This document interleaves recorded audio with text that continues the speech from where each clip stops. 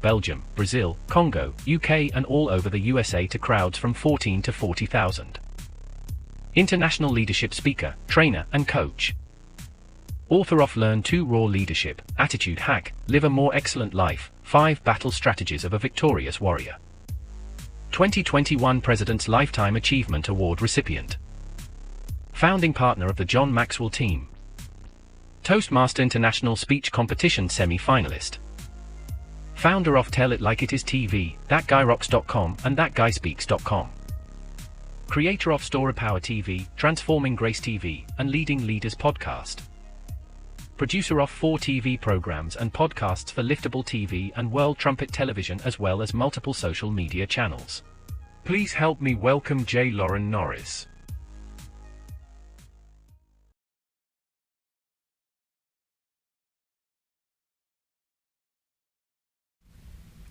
You know, sometimes it's the little things that catch you up. It's the fine details. You know, they tell you don't sign a contract unless you've read every single word of it, because there may be 1 or 2 words that are a little out of context, or there may be 1 or 2 words that, well, they can make the difference between whether you're rich or you're poor at the end of this negotiation, whether you're free or incarcerated at the end of this negotiation. It's the details, the tiny details. But there's an old phrase that says the devil is in the details, and I'm not completely sure that's true, but that's exactly what I want to talk about today on Leading Leaders. Subscribe now for our extensive video library of leadership lessons promoting faith, family, and freedom. If you've ever dealt with that moment where the kids decide to imitate the cartoons, you know, the cartoon where there's you distract him and I'll get away with such and such. And if you've raised kids, and we have, of all ages, we've had them all their lives. They're now young adults, but we've also got a handful and a house full of grandkids. And trust me when I say the world is changing. Now this second generation, they have a whole new way of looking at the world and a whole new way of getting away with things. What is a distraction? What are the details behind the distraction? And here's something that I've learned in watching young people. The more sophisticated they get, the more detail there is in the distraction that they bring you. An example might be, one of them is about to do something absolutely crazy like, I don't know, paint the dog with nail polish. So the other one comes to you and asks for help with something in order to relocate the dog without being noticed. Well, how do you relocate the dog without being noticed? Well, you've got to get not just the gross attention of someone. Hey, look over here. We've seen that, right? Hey, Dad, look at me. Okay, yeah, and so the other kid sneaks by. We've all seen that at some level or another. But there's a different level of detail that comes into that distraction when they decide, okay, I don't want to just show you that I have a phone. I want you to help me with an app on my phone. And truth is, they could probably do it themselves even easier. In fact, I have one particular grandson that every time I go to visit him, which will be there this weekend, he's 3, and he loves to play video games on the Xbox One on the big screen TV. Now, he'll play sometimes on his iPad and let you watch the TV, but normally he wants the video game on the giant TV. Fine. It's his house. He can play the game. What's funny, though, is when he'll get halfway through the game and he'll get stuck. Now, he's been playing this game for an hour or so. And then he'll hand me the controller and go, Poppy, I'm stuck. Help me get fixed. And I realize I don't know the first thing about the game. I don't know which button to push to make him jump versus run forward or run backward. I don't care about video games, so I've never studied them. So I'm in over my head. With a 3-year-old. Yes, he's way further advanced, especially in the games that he plays, than I will ever be. Because I don't care. But realize how much attention that takes from me, not just to say, help me with the game. Maybe it's unplug and replug the TV or change the channel back or reset the audio. Those are pretty basic things. No, he wants me to master the level that he hasn't yet mastered when I've never played the game that he is a near pro at 3. See, that's the kind of distraction that it lets the world go by. It lets the spaghetti burn on the stove. It lets the clothes wrinkle in the dryer. It lets the car idle in the garage because you forgot to turn it off after you turned it on for the air conditioner. You see what I'm saying? That level of distraction, the devil is in the details, because the deeper you get into solving the problem, dealing with the distraction, the less likely you are to really be observant about what's going on around you. Now, one of the things we hear in leadership circles all the time, and especially in leadership/management, and I distinguish those because sometimes leadership is a job responsibility and a job title, meaning there are people who report to you, you're expected to manage them. And your entire day really comes down to, did they do the job they were supposed to? Did I have the reports on it I was supposed to? Do I know what they're up to? All of those responsibilities of management fall under your role as a leader. And so that becomes a two-way street. You've got to make sure that they're doing what they're supposed to do, but you're also supposed to be leading them in the way of influencing them to make better decisions. In that role, you sometimes run into that devil is in the details. Oh, they turned in all their paperwork, they just didn't bother to sign it. And so they know that kind of kicks things back. I listened to a productivity expert one time say, as long as you can put it back on the other person, you kind of keep your own desk clear. In fact, this individual coached people to get that email in your inbox and intentionally ask another question if you're not really ready to field the email itself. Meaning, if you know that what that email demands of you is that you take some specific steps that might add an hour or two to your day, and that's not going to let you be as productive as you want to, then kick it back to the other person by asking a question that, whether you know the answer to it or not, is irrelevant. You're really testing to see if they know the answer, but really what you're doing is stalling answering the question they ask you. The devil is in the details. See, the truth of distraction is that the grander the distraction, the grander the thing you're being distracted from. Let that one settle in for a minute. The grander, the more elaborate, the larger the distraction, the more grander, the larger, the more elaborate is the thing that you're being distracted from, because distractions usually are not unintentional. And some distractions are very specifically crafted. Like Now You See Me. They're very specifically crafted. Like a magician who says, the closer you look, the less you see. The more you're paying attention to the sleight of hand, the misdirection, the thing that I told you to look over there at, the less likely you're going to see what's really going on behind the scenes. If I have some elaborate plan that I need to pull off, I don't want you watching all the details of it until I pull them off. That's why, for an example, when we do large events, there's often a pipe and drape set up in the background. Well, part of that is to minimize the distractions of the eye as a viewer is watching what's going on the platform. But it's also because there's a whole lot of junk hidden back there. Usually all the empty crates and boxes and containers that the AV equipment was brought in. Sometimes the empty boxes of the person who's presenting. It has all their merchandise in it. But the purpose of that backdrop, the purpose of that enormous pipe and drape is to hide stuff that you're not supposed to see.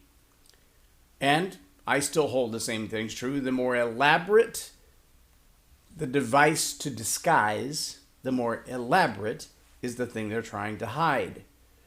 When your kids get into that place, or your employees or your teammates get into that place where there's a whole lot of detail that's going on, and in the back of your mind, subconsciously you know, this is a problem that isn't really a problem. We're spending a whole lot of time on a problem that could have been solved a whole lot easier, or really nobody cares about.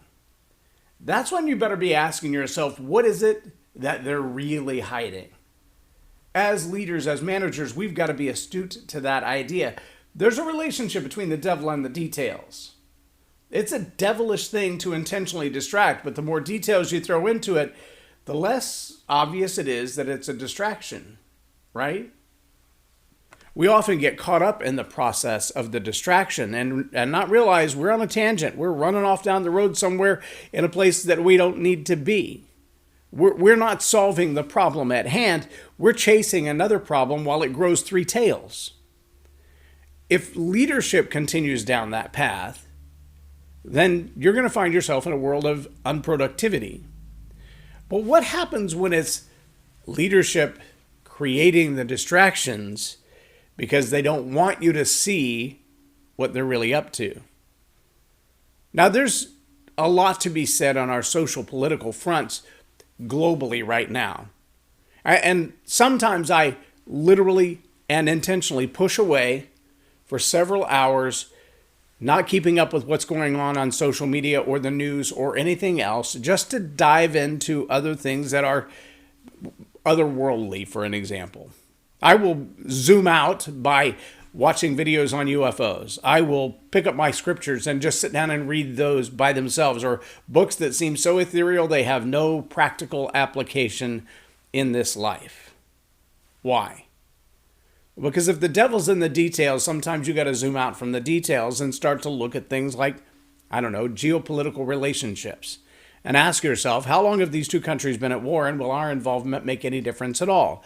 Well, what difference does it matter to me? Because I'm not going to war again. I've served my time. I've been out for almost 30 years now, and the likelihood they're going to call me back up is really, really slim. I'm probably not going to be called back on active duty. So why do I care? Well, because I know that wars in foreign lands affect my gas price. When they affect my gas price, they affect the cost of food, because gas prices are the cost of goods sold. Yep, fits right into the bottom line. Those are the devil's in the details, right? When we're not aware of what's going on the larger picture, then we get zoomed in on the details of the electric bill, the water bill, how out of balance are these prices at the grocery store. We get caught up in those details, and we forget that there's a war going on.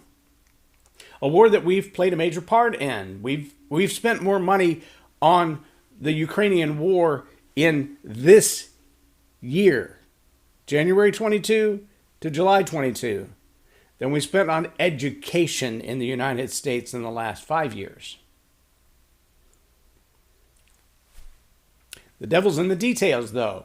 Don't look over there. Don't pay any attention to that. And the money that we have spent on education hasn't really gone to educating the kids.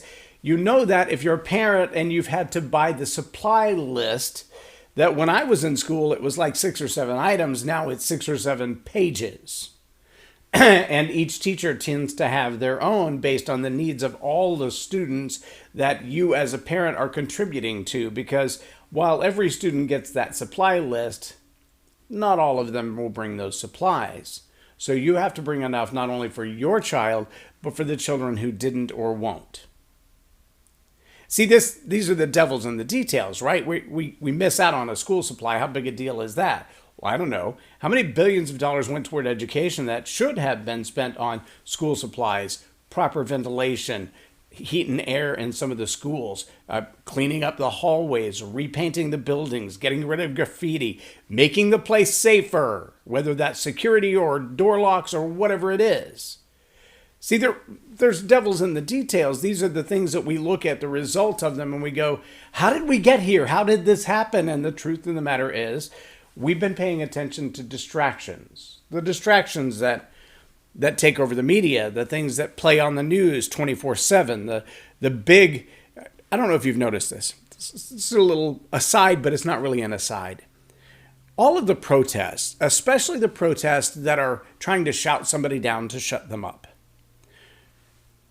they usually have one feature that walk-ins would be really proud of, and that is the cowbell. It never has a rhythm to it. It's always loud and obnoxious. It's a clanging gong. They will follow the person around who's talking with an unrhythmic clash of the cowbell. That cowbell is designed to be a distraction, an annoyance, just enough to keep you from paying attention. It's kind of a last resort. It's kind of the right in your face version of the distraction. But the banging on windows, the screaming and yelling, the protest signs, all of these things for all of the injustices, and no one's asking, why are our kids not safe in a public school? Why has the price of milk gone up? Why have over 100 food processing plants burned to the ground in less than a year? We haven't seen that in a decade. Yeah, we've seen them happen. Fires happen all the time. Trust me, I was a firefighter. I know how they happen. I get it. But to the volume that they are in a specific arena, that's a little fishy. But the devil's in the details. Pay attention to the clanging gong. Listen to the cowbell in the background, and you'll soon forget that we're at war, spending more money fighting to protect the borders of a country we don't live in than we've spent to protect the country we live in from crime, from out-of-hand politics, from the negotiations that happen behind the pipe and drape. What's going on back there that none of us are privy to? The things happening behind closed doors. It used to be, I have video of myself on the way to the Congo when we traveled through D.C. and we stood on the steps of the Capitol and we videoed ourselves talking to each other on a live stream. And there were thousands of people on the grounds that day. You can't get that close to that building now because of the razor wire and the chain link fence, and the People's House is no longer accessible by the People's House. And it makes me think of pipe and drape. And it makes me think, if we're pushed this far away from what's going on, what exactly is going on that we're not supposed to see? If the magician is telling me, watch my left hand, you'll never see the bird leave my left hand. Keep an eye on my right hand, it will never leave the end of my arm. Yeah, that's kind of an obvious thing, but the question is, while I'm looking at your right hand that will never leave the end of your arm, what is it you're hiding from me? The devil is in the details, and sometimes the greater the details, the greater the distraction. And the details in the distraction are there because what they're hiding from you demands a lot more attention to understand. So they've got to divert your attention for a greater period of time to look deeper into something that really doesn't matter. But by the time you get to the bottom of it, you realize, well, that was a waste of my time and energy. I didn't need to pore over that 32-page contract because it's null and void anyway, because we've already signed a no-compete agreement. So the contract doesn't mean anything. Why do we even have a contract if we've already signed a no-compete agreement? Just little details, right? You can spend all your time trying to figure out the details. It's like reading the bibliography without reading the reference books, or reading the bibliography without reading the book to begin with.